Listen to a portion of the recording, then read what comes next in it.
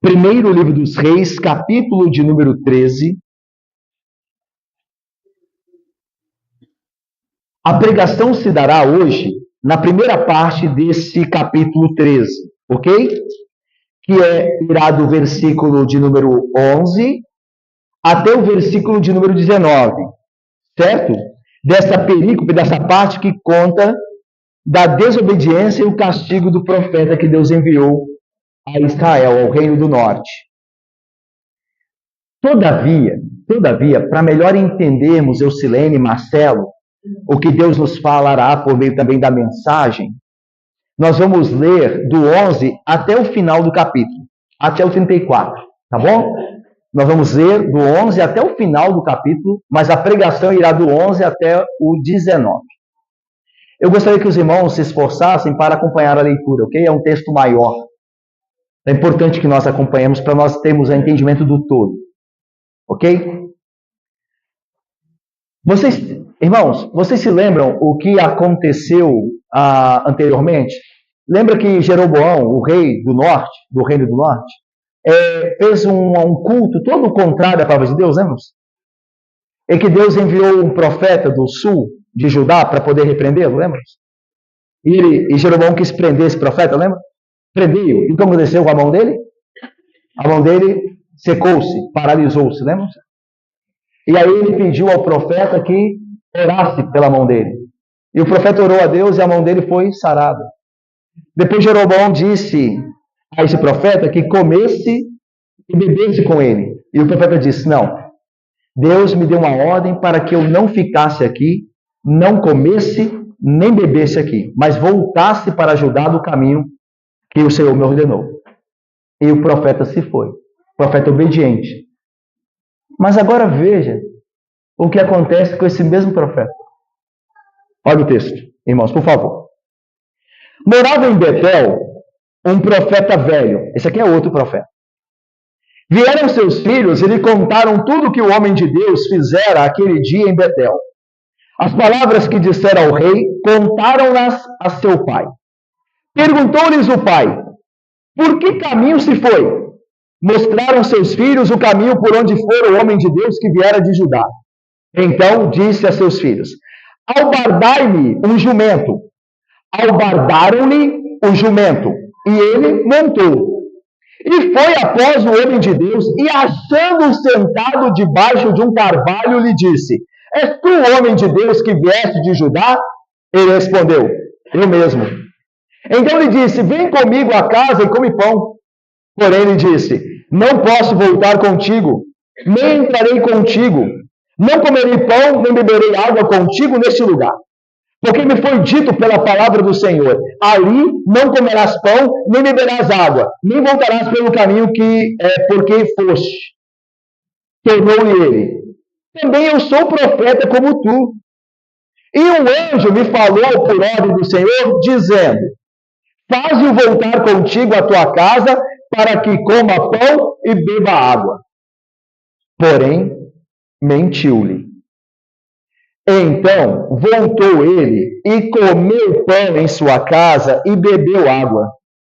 Estando eles à mesa, veio a palavra do Senhor ao profeta que o tinha feito voltar.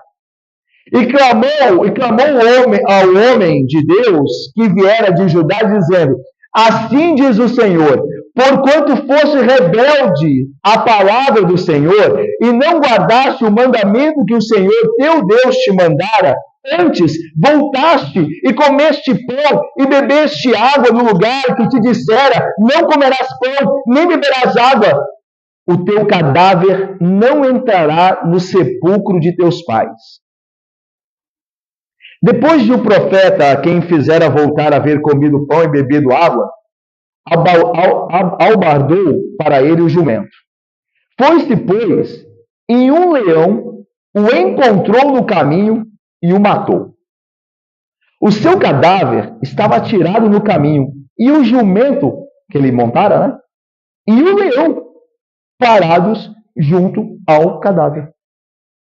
Eis que os homens passaram e viram o corpo lançado no caminho, como também o leão parado junto ao corpo. E vieram e o disseram na cidade onde o profeta velho habitava. ouvindo o profeta que o fizera voltar do caminho, disse: é o homem de Deus que foi rebelde à palavra do Senhor. Por isso o Senhor o entregou ao leão, que o despedaçou e o matou, segundo a palavra que o Senhor lhe tinha dito. Então disse a seus filhos: albardai-me o jumento. Eles o albardaram. Ele se foi e achou o cadáver atirado no caminho, e o jumento e o leão parados junto ao cadáver. O leão não tinha devorado o corpo, nem despedaçado o jumento.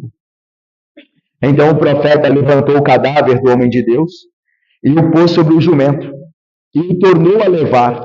Assim veio o profeta velho à cidade para o chorar e enterrar. Depositou o cadáver no seu próprio sepulcro, e o prantearam, dizendo: ah, irmão meu! Depois de o haver sepultado, disse a seus filhos: quando eu morrer, enterrai-me no sepulcro em que o homem de Deus está sepultado.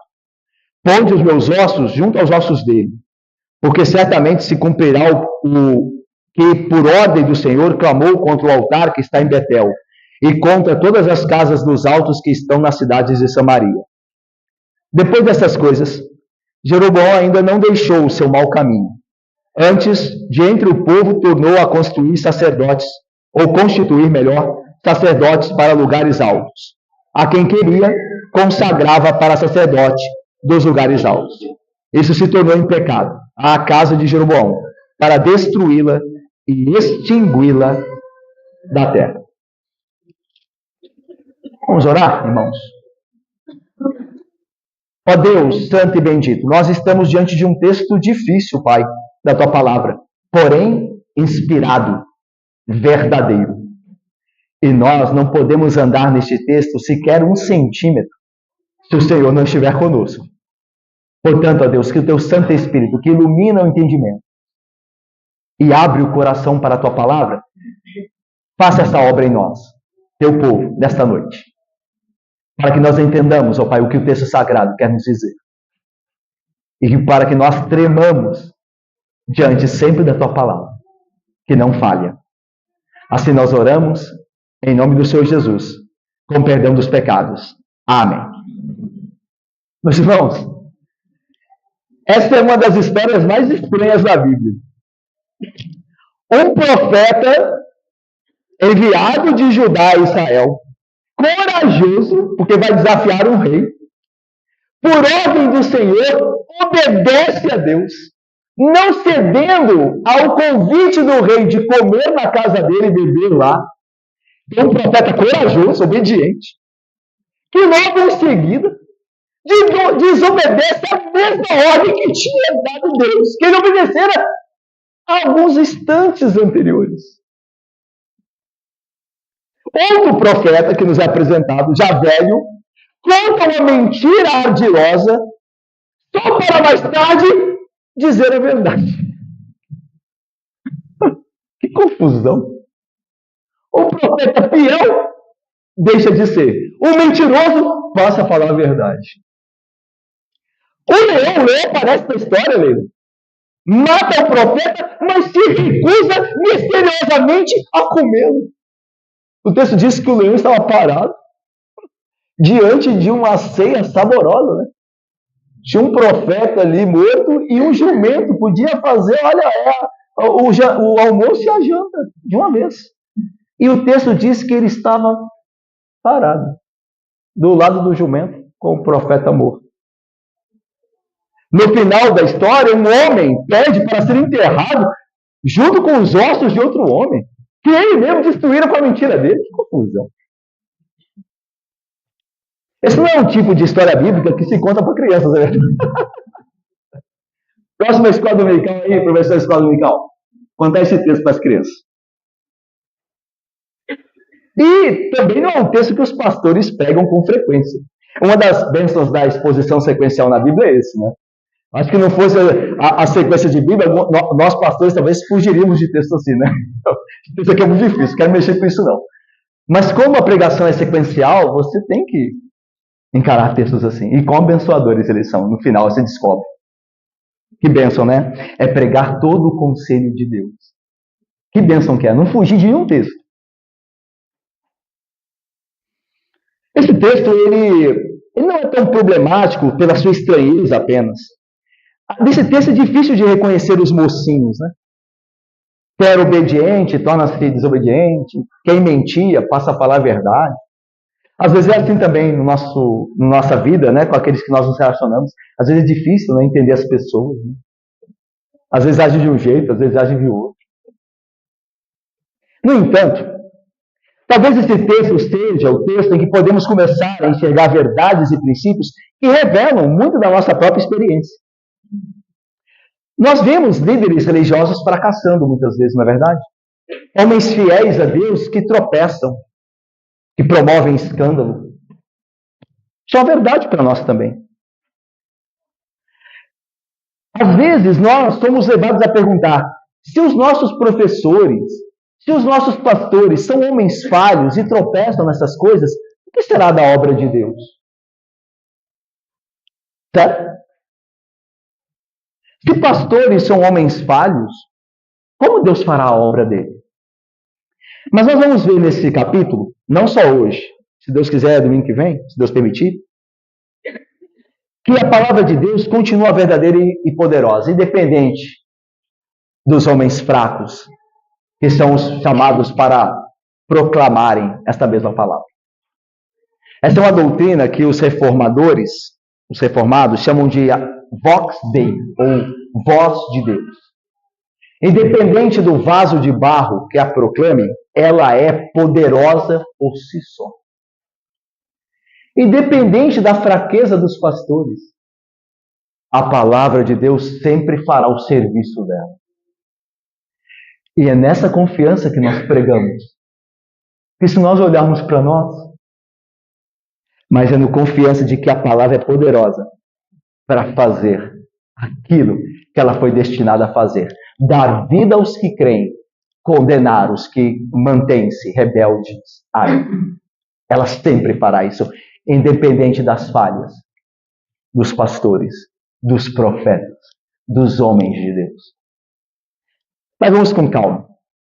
Como eu disse, vamos até o versículo 19 hoje. Vamos ver o que ele nos ensina. Bom, o profeta de Judá saiu bem lá no início do texto, né, do capítulo. Ele foi obediente, ele se recusou, Camila e Heloísa, a comer da comida do rei, como Deus havia ordenado. Só que agora um novo personagem aparece, esse profeta velho, também lá do reino de Israel, de Betel.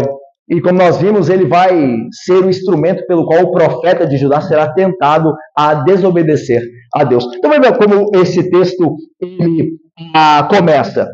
Mas antes de nós irmos, veja o final, né, do capítulo 13, veja o final aí do sermão de domingo passado, versículos 9 e 10. Olha aí.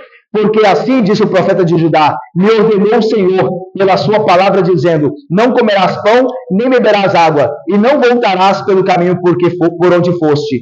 E se foi o profeta de Judá por outro caminho, e não voltou pelo caminho por onde viera a Betel. Ou seja, esse profeta de Judá era um profeta obediente, ele obedeceu a Deus aqui. E nós aprendemos aqui uma coisa muito preciosa. Esse profeta é um exemplo para cada homem e cada mulher de Deus. Em que sentido? Se nós somos servos de Deus, nosso chamado consiste em obedecer a Deus com o máximo de cuidado, porque Deus se alegra em que se me obedeça a palavra. Lembra do texto que nós vimos de Samuel? Deus tem prazer em que se obedeça a palavra disso. Veja o que um teólogo disse, abre aspas. Deus não precisa de homens de grandes talentos, ou de grandes aprendizes, ou de eloquentes pregadores. Mas Deus deseja homens santos, que creiam nele a todo instante, grandes em amor e fidelidade. Deus deseja pregadores que preguem sermões santos do púlpito através de suas vidas santas longe dele. O pregador que Deus quer é o pregador que pregue sermões santos através de uma vida santa longe do púlpito. Quando ele não está lá, ele vive santamente. É isso que Deus quer. É isso que agrada a Deus. Homens assim transformam não somente a eles pelo poder de Deus, mas aqueles que estão ao seu redor. É isso que Deus quer. Homens e mulheres obedientes à sua palavra. E aqui está um homem que foi obediente à sua palavra. Mas agora, infelizmente, este homem de Judá, este servo de Deus, não perseverará no caminho. No começo ele resistiu à tentação de comer e beber em Betel, mas a tentação veio de novo, como sempre costuma acontecer. Não é assim? Você luta contra a tentação hoje, amanhã ela está de novo batendo a sua porta. Tem um teólogo que diz que a provação, a tentação e o tentador, que é Satanás, é como uma vela de aniversário, de bolo de aniversário. Vocês já passaram por isso, né? Canta-se parabéns, pede-se para apagar a vela. A pessoa sopra, a vela apaga, todo mundo vai bater palma, a vela do nada. Não é isso? A tentação é assim. Você venceu hoje, amanhã ela virá novamente. É como aconteceu com o profeta. Ele resistiu à tentação. Agora ela volta mais sutil e, por isso, mais poderosa ainda.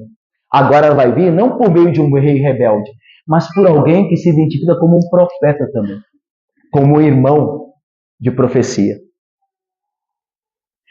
O fato desse profeta ter tido coragem, o profeta de Judá, ter tido coragem de profetizar contra o rei Jeroboão, não significava que ele não precisava de poder de Deus para lhe dar vitória sobre outra tentação, sobre uma nova tentação.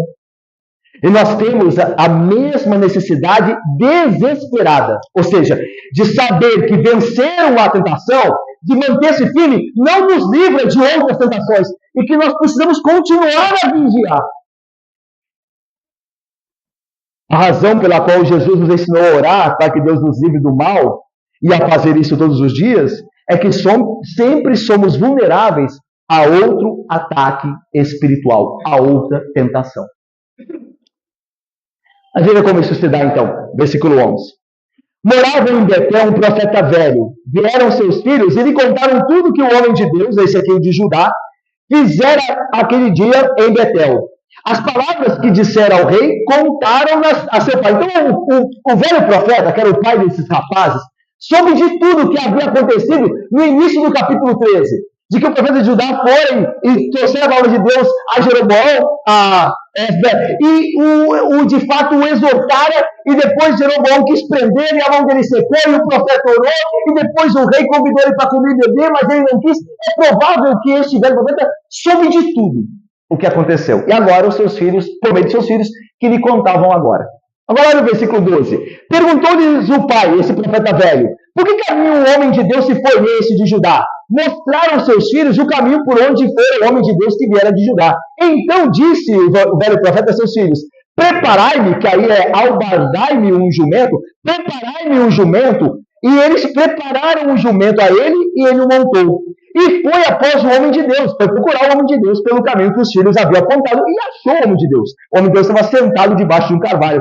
E lhe disse, és tu o homem de Deus que vieste de Judá? E ele respondeu, sou eu mesmo, ou eu mesmo. Então, meus irmãos, agora o profeta velho faz o convite que vai ser o marco, que marcará o ponto de virada da história. Ou seja, o profeta fiel agora não será tão fiel. É por meio desse convite que este velho profeta fará a ele, que está no versículo de número 15. Ele diz aí, então lhe disse, vem comigo à casa e come pão. Irmãos, nós não sabemos muito bem qual que era o interesse do velho profeta em convidar o profeta de Judá para ir à casa dele comer. É muito possível e provável que o profeta velho soubesse das palavras do profeta de Judá a Jeroboão, dizendo, Deus me ordenou a não comer nem beber aqui. É bem provável. Talvez, nós possamos supor que o velho profeta simplesmente quis conhecer o homem que teve coragem de levantar-se contra o rei Jeroboão. Então, vamos aí à casa. Eu quero conhecer mais um pouco da sua coragem. Talvez o profeta entendia que por ser ele, o velho profeta, um profeta também, e não o rei desobediente, este homem, o profeta do sul, de Judá, iria com ele à sua casa. Não sabemos por que ele convidou. Mas a verdade, meus irmãos, é que o convite era para fazer exatamente o que Deus havia proibido o homem de Judá de fazer. Comer e beber no reino do norte, lá em Betel. Isso nós sabemos, que era um convite que ia de encontro, né, ao encontro da lei do Senhor. Então, olha só, versículo de número 16 é a resposta do profeta de Judá. Vamos ver juntos? Ler juntos? 16 e 17? Vejamos. Porém, ele disse: não posso orar contigo, nem entrarei contigo, não comerei pão, nem beberei água contigo. Ele me pediu pela palavra, a minha comunicação, irmãos, observe que a resposta que o homem de Deus, de Judá, dá ao velho profeta de Betel é da mesma forma, ou a mesma resposta que Jesus dá em sua tentação, no qual fora tentado por Satanás. Jesus, ao Senhor, como esse profeta aqui, apela para a palavra de Deus. Lembra que Jesus foi tentado, né?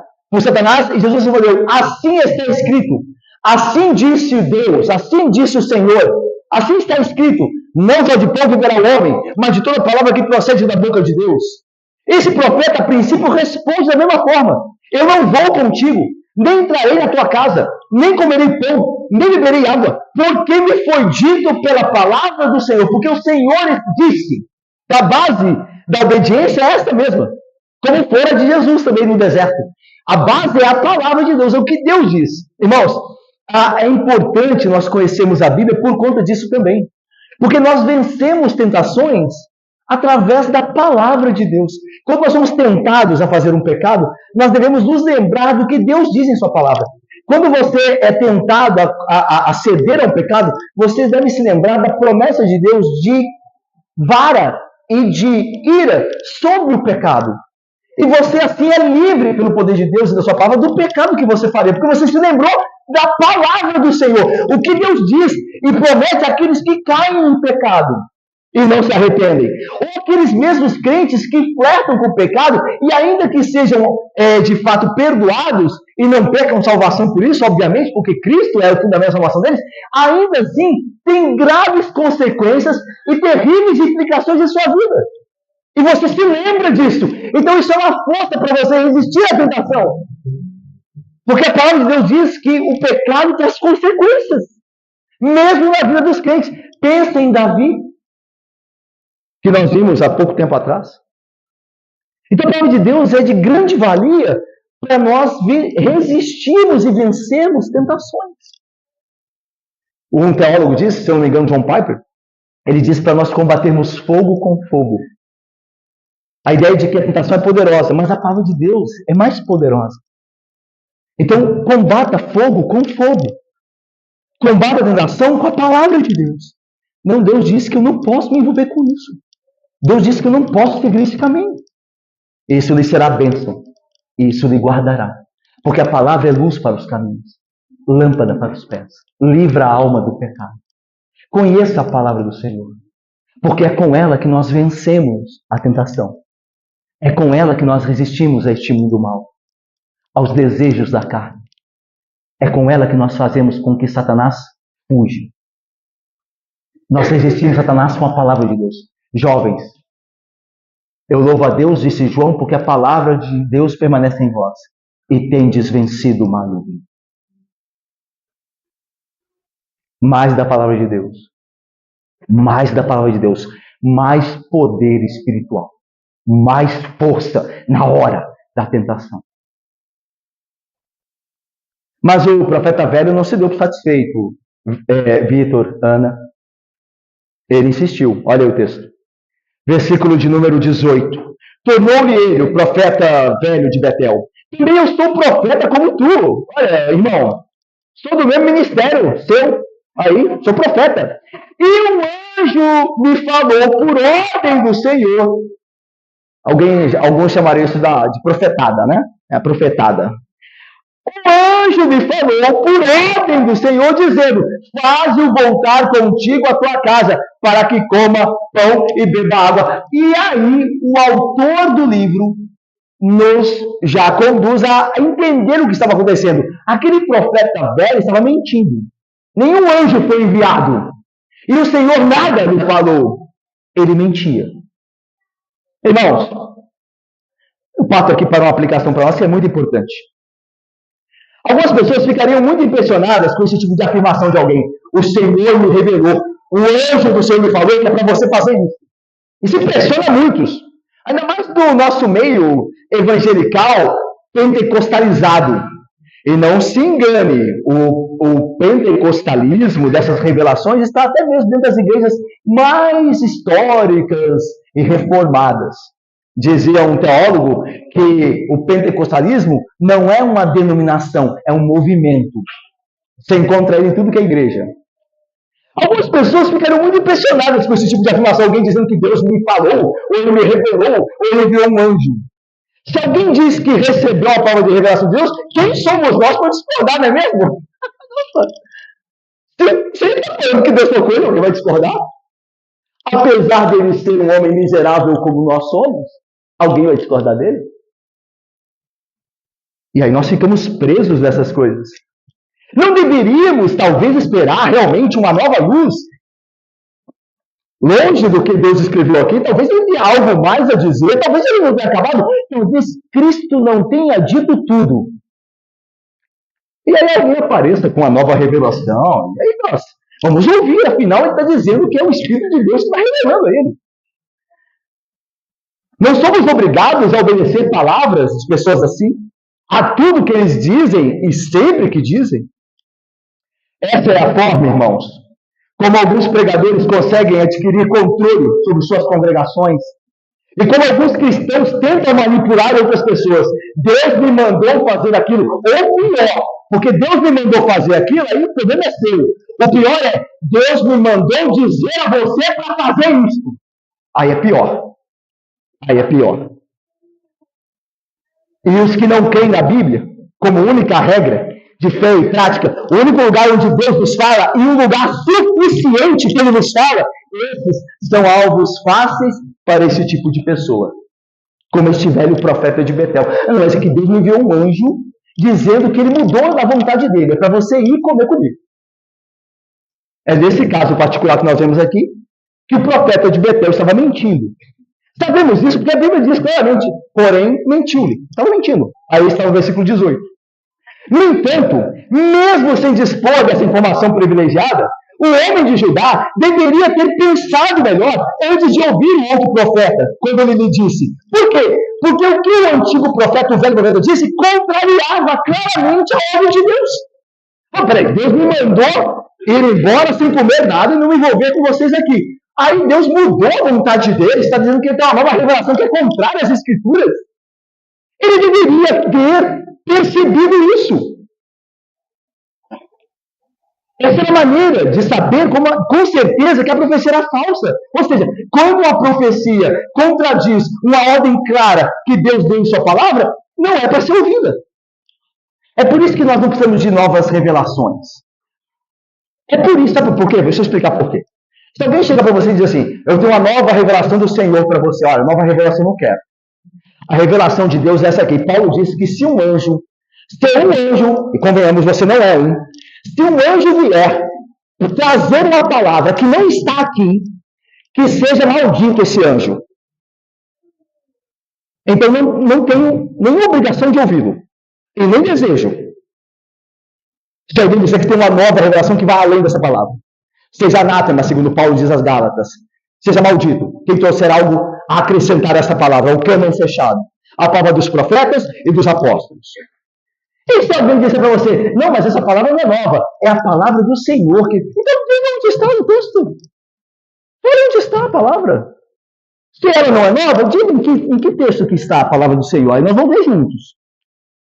Então, nós não precisamos desses profetas que ficam trazendo como se Deus falasse com eles especialmente conosco, não. Porque esta é a áurea. Deus fala comigo como não fala com você.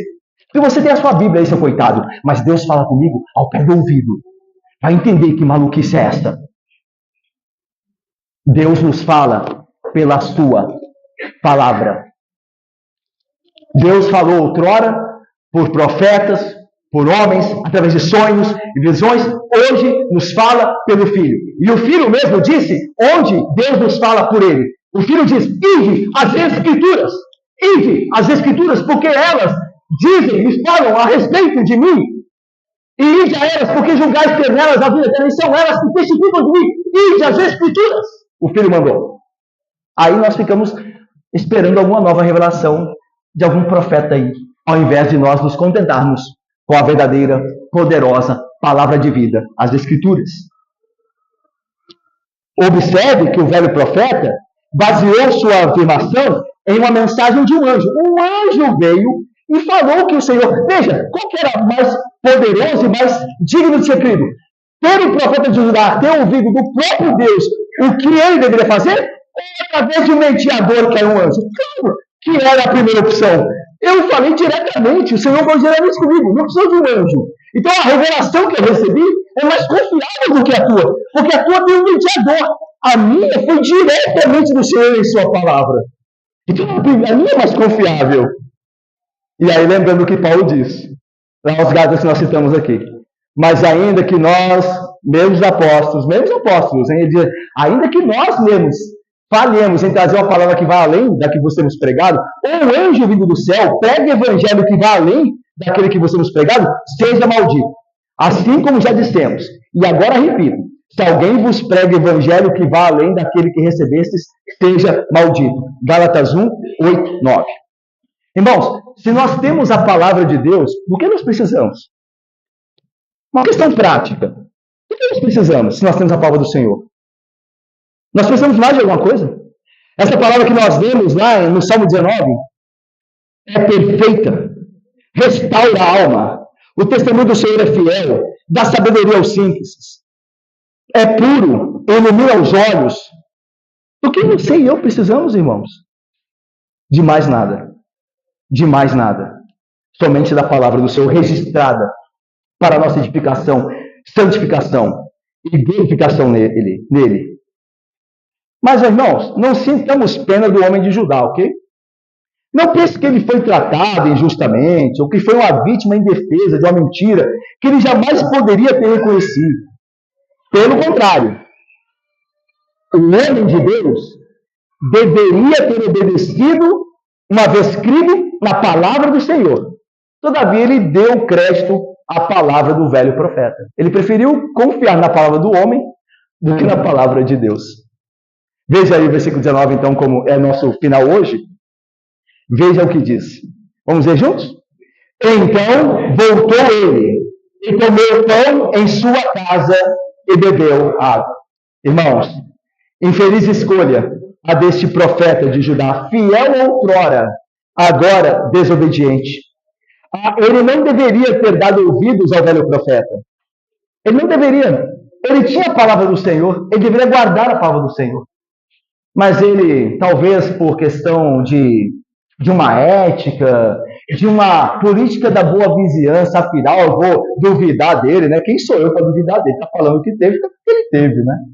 Então, talvez por conta dessas coisas, de amar mais os homens do que a Deus, na fraqueza desse profeta, a fraqueza que nós todos temos, que Deus os guarde, ele resolveu atender e atendeu ao convite do velho profeta. Ele deveria ter dado ouvidos àquele princípio que o apóstolo João também escreve em sua carta. Olha o que João escreve. Amados, não deis crédito a qualquer espírito. Antes provai os espíritos se realmente procedem de Deus. Por quê? Porque muitos falsos profetas têm saído pelo mundo fora. 1 João, capítulo 4, versículo 1. Amados, não deis crédito a todo mundo que fala que vem de Deus. Calma. Provai o Espírito por meio do que aquela pessoa fala. O Espírito por meio do qual aquela pessoa fala. Provai. Espere. Chega na igreja alguém dizendo, eu sou conferencista, sou palestrante da palavra, tal. É mesmo? Eu posso dar uma palestra no próximo domingo. Não pode não. Não, meu irmão, não é assim não. Vamos ver com calma, né? A gente está conhecendo o irmão agora, a gente não sabe de onde o irmão veio, o irmão também não conhece a igreja. É estranho, né? Colocar alguém que não tem ainda comunhão com a igreja para falar, que não tem respaldo da liderança. Espere um pouco. Provai os espíritos. E se a pessoa não gostar, irmão, é porque ele não entendeu a palavra de Deus. Eu fui convidado para pregar numa igreja um tempo atrás, lá em São Pedro da Aldeia, a igreja do querido pastor Ricardo, a primeira lá de São Pedro da Aldeia. E eu não conheci o pastor Ricardo, né? Eu conheci alguns irmãos, Sara e Daniel, que frequentaram aquela igreja, são de lá, e por meio deles é que a gente fez contato. E quando eu cheguei lá para pregar, eu agradeci ao pastor a confiança, né, de me chamar para pregação e me ceder o púlpito para aquele momento ali, Tânia. Aí ele falou comigo assim, mas eu ouvi você antes, viu? Eu fui lá ver você antes, lá no YouTube, lá, ver as suas pregações, porque eu queria ver quem que você era. Aí eu falei, meu irmão, isso que você fez é bem. Não fica chateado não, irmãos. Porque eu faria o mesmo. Deus me guarde para... Ore por mim, irmãos. Para Deus me dar sabedoria para poupar vocês de ouvir heresias aqui dentro. E ore a Deus para que eu mesmo não me torne um herege. Veja o profeta. Quem está salvo? Se não for o Senhor. Mas nós temos que ter cuidado com essas coisas. É o zelo. O zelo com o povo de Deus. O zelo com o rebanho do Senhor. O zelo através do alimento que é dado ao rebanho. Então, o crente verdadeiro, o profeta verdadeiro, não vai ficar chateado de ouvir, olha, nós vamos esperar um pouquinho, vamos dizer, não, ok, é justo, é justo, é justo. Aliás, o profeta verdadeiro nem se oferecerá. Ele vai esperar. E se Deus quiser que ele seja uma bênção ali, isso tudo será feito, segundo a palavra do Senhor, segundo a prudência que Deus espera e exige dos seus. Portanto, meus irmãos, tenhamos cuidado. Não dê crédito a todo o espírito. A todo mundo que fala que vem do Senhor, que disse que tem uma revelação. Não dê crédito. Por quê? Porque o Deus diz assim, não são poucos, mas muitos os falsos profetas pelo mundo fora. São muitos, não poucos. Os que dizem que tragam a palavra do Senhor quando Deus não os enviou. Deus não os conhece. Cuidado. Cuidado com isso. Eu termino trazendo a seguinte aplicação final aqui para a nossa primeira parte desse texto, né, desse sermão. Próximos domingos nós continuamos, se Deus permitir. Irmão, só porque resistimos à tentação uma vez, não significa que vamos resistir novamente quando ela voltar. O homem de Judá, o profeta de Judá, havia rejeitado o convite de Jeroboão. Mas essa tentação era mais sutil e, portanto, mais forte, e ele cedeu, ele caiu. Nós enfrentamos, irmãos, a mesma luta. Nós somos tentados todos os dias. Satanás não poupa nem domingo. Satanás não nos poupa nem no culto. Às vezes nós somos tentados no culto a desviar o nosso pensamento, a criticar um irmão, a estarmos chateados com uma ofensa. Satanás nos tenta e não nos poupa em nenhum momento. Lembra quando Jesus foi tentado no deserto? E a Bíblia diz que, tendo ele se resistido a Satanás com a palavra de Deus, por meio da palavra de Deus, Satanás se apartou dele. Aí diz o texto assim, vocês se lembram? Até momento oportuno. E Satanás o deixou até momento oportuno, porque ele ia voltar. E é assim que acontece conosco. Se aconteceu com o nosso Senhor poderoso, quanto mais conosco. Então lembre-se disso, uma vitória na tentação não significa fim da guerra. É uma vitória, mas não é o fim da batalha. Satanás arranjará, como estrategista que é, uma maneira mais sutil para fazer você cair. A tentação de cometer pecados como raiva, ganância, luxúria, fofocas, maledicências, não vem apenas uma vez, mas sempre de novo e de novo. Muitas vezes vem na forma de pessoas que tentam nos convencer de que o pecado é a melhor coisa a se fazer. E de que o pecado não é tão pecado assim. Até pessoas que se dizem crentes, e às vezes são, podem ser instrumentos do inimigo para nos tentar. Lembra de Pedro, quando disse ao Senhor Jesus Cristo, essa questão de cruz nunca te acontecerá, tem piedade de ti. Jesus diz, arreda Satanás.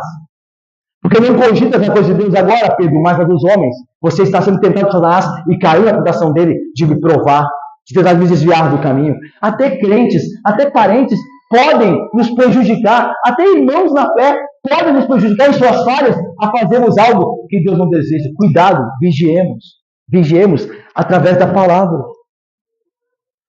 Mas nós somos tão inclinados a ceder àqueles conselhos ou aquelas sugestões de quem nós amamos e aqueles também que nos amam, não é verdade? Parece que Satanás, ele sabe disso certamente. Parece que quanto mais a pessoa é chegada para nós, mais o que ela diz tem crédito, às vezes até acima da palavra de Deus, não é verdade? E não deveria ser assim. Nada deveria ter mais crédito do que a palavra do Senhor. Nem a palavra de um marido, nem a palavra de uma esposa, nem a palavra de um pai ou de um filho, ou um pedido, mas tudo deveria ser sondado à luz da palavra. Olha, eu lhe quero muito bem, meu parente, mas nisso você está errado. Meu irmão, eu lhe amo muito em Cristo, mas essa sua sugestão não é boa. Isso não é bom. Porque a Bíblia não diz assim.